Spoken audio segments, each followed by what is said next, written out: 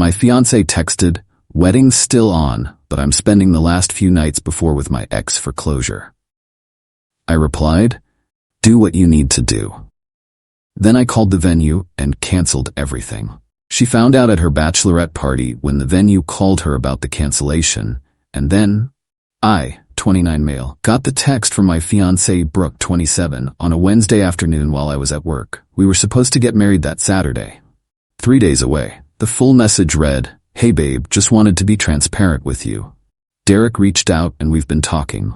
He's going through a rough time with his dad's cancer diagnosis and needs support. I'm going to spend Thursday and Friday night at his place, just for closure before our big day. Nothing will happen, I promise. The wedding's still on.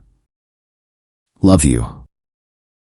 Derek." Her ex of 4 years who she'd sworn she was completely over when we started dating 2 years ago. I read it 3 times. Then I typed back, "Do what you need to do." She responded immediately, "OMG, you're the best. I knew you'd understand. This is why I'm marrying you. So mature and secure. Can't wait to be your wife on Saturday." I put my phone down and stared at my computer screen for about 5 minutes. Then I picked it back up and started making calls. First call, the venue. "Hi, this is Thomas Reed. I have a wedding booked for this Saturday. I need to cancel it." The coordinator sounded shocked. "Oh my, is everything okay? You'll lose your deposit. That's fine. Cancel everything, the catering, the flowers, the DJ, all of it." "Sir, are you sure?" "That's nearly, I'm sure. Please process the cancellation immediately." Second call, the honeymoon resort in Hawaii. Cancelled. Lost another deposit. Didn't care. Third call, my best man Jordan. "Dude, wedding's off. Can you let the groomsmen know?" What happened?" I forwarded him the text. He was quiet for a long moment. Then, "She really thought you'd be cool with that. Apparently. What do you need me to do?" "Already handled it. Just let the guys know." By 6 p.m. everything was cancelled.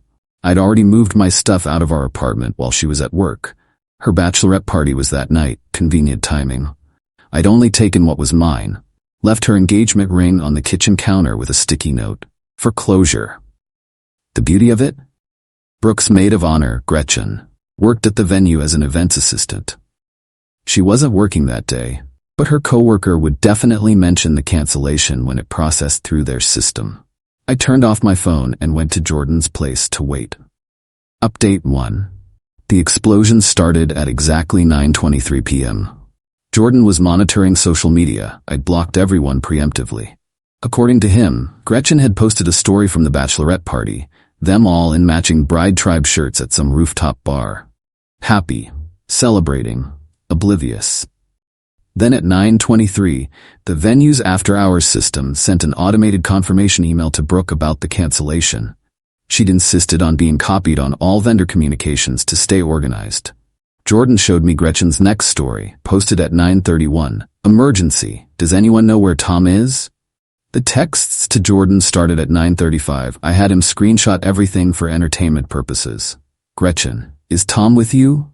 "Brooke is freaking out." "Yeah, he's here. The venue says he canceled everything? This has to be a mistake, right?" "No mistake. OMG, why?" "Ask Brooke about Derek." Radio silence for 20 minutes. Then, "She says you're overreacting and ruining her life over nothing." Cool story. She's literally sobbing. Sucks to suck. The next wave came from Brooke's mom, Helen. 17 missed calls to Jordan's phone. She didn't have his number before but apparently got it from someone. The voicemails were gold. "This is ridiculous. The wedding is in 3 days. You tell that boy to answer his phone right now. We have family flying in from across the country. He's being a child. Brooke did nothing wrong. We're going to sue him for the deposits." Good luck with that, Helen. Everything was in my name. But here's where it gets really good. Around 11 p.m., Derek himself started texting Jordan. "How did all these people get his number?" "Bro, tell Tom this is all a misunderstanding. Brooke was just being nice because my dad's sick. Nothing was gonna happen.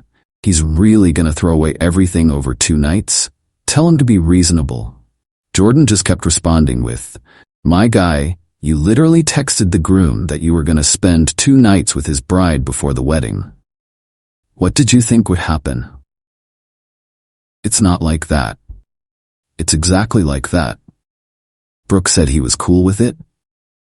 Does he seem cool with it? The best part? Brooke's cousin posted a video from the Bachelorette party aftermath.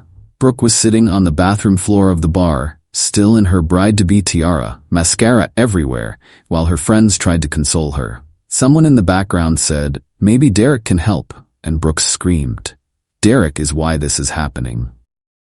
So much for nothing was going to happen. Update 2 Thursday morning. The day Brooke was supposed to go to Derek's for her first night of closure. I woke up to Jordan showing me his phone. Brooke had made a public Facebook post at 3 a.m. "To everyone coming to celebrate our wedding this Saturday, it is with a heavy heart that I announce the wedding has been postponed due to Tom's mental health crisis. He's struggling with severe anxiety and paranoia, even making false accusations about me. I'm committed to standing by him through this difficult time as we get him the help he needs. Please keep him in your prayers." Mental health crisis? Paranoia? Two could play at that game. I made my first and only public response, posted the screenshot of her original text about Derek, followed by, "No mental health crisis, no paranoia. Brooke informed me she'd be spending the 2 nights before our wedding with her ex-boyfriend. I wished her well and canceled the wedding. Simple as that. Also, Derek's dad isn't sick. He posted photos from his golf tournament yesterday. Do what you will with that information." The comments were instant chaos. But Thursday afternoon brought the real circus to town. Brooke showed up at Jordan's apartment with reinforcements. Helen, her dad Roger, Gretchen, and Derek. They actually brought Derek. Jordan filmed it through his Ring doorbell, with my permission to share. Helen immediately started, "Thomas Reed, you open this door right now. We need to discuss this like adults. Son, I don't know what kind of game you're playing, but you're gonna fix this. Do you know how much we've spent? Tommy, please, you're not being rational. Just talk to me." Derek, this absolute clown, goes, "Bro, come on, don't do her like this." Jordan's voice through the speaker, "Did you seriously bring the dude she was gonna spend 2 nights with to convince him to take her back?" Silence. Then Brooke, "It wasn't like that." Then what was it like? I needed to make sure there were no unresolved feelings before I got married. And were there? Longer silence. That's irrelevant. It's extremely relevant. Roger tried a different approach. "Look, we have 150 guests coming. The rehearsal dinner is tomorrow. You can't do this." He already did. Then Derek tried to step up. "If I could just explain to Tom man to man. My brother, you are literally the last person who should be here right now." Gretchen finally spoke up. "Brooke, maybe we should go." Brooke lost it. "No, he doesn't get to do this. He doesn't get to humiliate me like this. Tommy, I know you're in there. You're being pathetic. You're going to regret this for the rest of your life. I was doing you a favor by marrying you." A favor. There it was. "Anything else?" "Helen, we're going to make sure everyone knows what kind of person he really is." "Cool. Tom already posted the receipts. Anything else?" They stood there for another 10 minutes making threats before building security showed up and escorted them out. But the Thursday night update was the best. Brooke went to Derek's apartment anyway. Posted a story from his couch with wine glasses visible. Sometimes the universe shows you where you're really meant to be. Guess the wedding being canceled didn't affect those closure plans. Update 3 Friday morning started with a call from the country club where the rehearsal dinner was supposed to be. Brooke was there with Helen, demanding they honor the reservation, even though I'd canceled it. The manager called me because I was the account holder.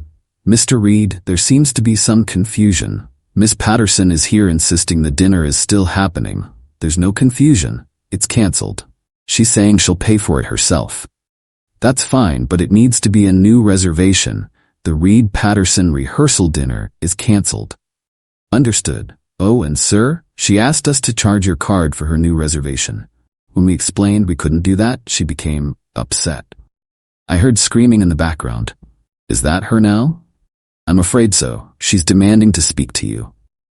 "I'm good, thanks. Have a nice day." An hour later, Roger called from a different number. I'd blocked his. "Tom, this is Roger. I'm at the country club. They're calling the police on Brooke and Helen. Is this really what you want?" "I want nothing. I'm just living my life." You're destroying hers. She made her choices. Over 2 nights? You're ending everything over a text about 2 nights? Roger, did she tell you she posted from Derek's apartment last night after the wedding was already cancelled? Silence. Yeah, I saw that too. Still think I'm overreacting? He hung up. The rehearsal dinner aftermath was documented beautifully on social media by the gossip-loving cousin. Apparently, Brooke and Helen tried to host an alternative celebration at a restaurant. 12 people showed up out of the 60 invited. Derek was one of them. He sat next to Brooke. Her own sister left when she saw that. But Friday night was legendary. Brooke decided to do a live video on Instagram. Wine drunk, crying, the whole thing. I just want everyone to know the truth. Tom is painting me as some cheater, but I never cheated. I was just trying to get closure. Derek and I had unfinished business, and I wanted to enter my marriage with a clean slate. Tom said he was fine with it. Someone commented, "Girl, you're literally at Derek's apartment right now." She tried to move the camera, but everyone had already seen Derek's distinctive wall art. "It's not. This isn't. We're just talking." Another comment, "Didn't you say Tom was having a mental health crisis this morning?" "He is. He's crazy. Who cancels a wedding over a text?" Comment, "Someone whose fiancé told them she was spending 2 nights with her ex." Brooke started ugly crying. "You don't understand. Derek and I have history. Tom never understood that connection." Someone screen recorded the whole thing. The video ended with Derek trying to take her phone away and saying, "Babe, you're making it worse." Babe. Update 4. I woke up at the resort in the mountains. Yeah, I went on a solo trip instead. Peaceful. Beautiful. No drama. Jordan kept me updated though. The venue had apparently become a circus. Despite everything being cancelled, about 30 guests showed up because Brooke and Helen had been telling people it was just postponed and to come anyway for a celebration of love. The venue was hosting a different event, a corporate retreat. So there were Brooke's confused relatives in formal wear wandering around, while tech bros had their team-building exercises. Helen tried to strong-arm the venue into giving them a space. The venue manager called the police. Again. Brooke's sister Diana, the one who left the rehearsal dinner, texted Jordan, "This is insane. Mom and Brooke are trying to convince people Tom had a psychotic break." Meanwhile, Brooke's been at Derek's since Wednesday. Dad found out Derek's been divorced twice and owns nothing. No house, no car, nothing. But Brooke's acting like he's her soulmate. I'm so embarrassed. The plot twist? Derek's sick dad, who started this whole thing? He showed up at the venue because he thought his son was getting married. Derek had apparently told him that. When he found out the truth, that Derek had broken up an engagement and his supposed cancer was being used as a lie, he lost it. In front of everyone. "You told people I had cancer? To sleep with an engaged woman? I raised you better than this." Brooke tried to intervene. "It's not his fault. Tom overreacted." Derek's dad turned to her. "You're engaged to another man and spending nights at my son's apartment. You're both trash." Chefs, sorry. I mean, perfect timing. Saturday night, Brooke tried one last desperate play. She showed up at the apartment we used to share. She still had her tea because I'm not on the lease. I'd just been paying half the rent. She texted me a photo of her in her wedding dress. The wedding dress. Standing in what used to be our bedroom. "This could have been our night. I'm here if you want to talk." I replied, "You should check your email." I'd sent her notice that I'd already informed the landlord I'd moved out and wouldn't be paying next month's rent. She couldn't afford it solo. "You can't do this, did it? Good luck with everything. Where am I supposed to live?" "Derek seems comfortable." She sent 43 voice messages. I didn't listen to any of them. Final update.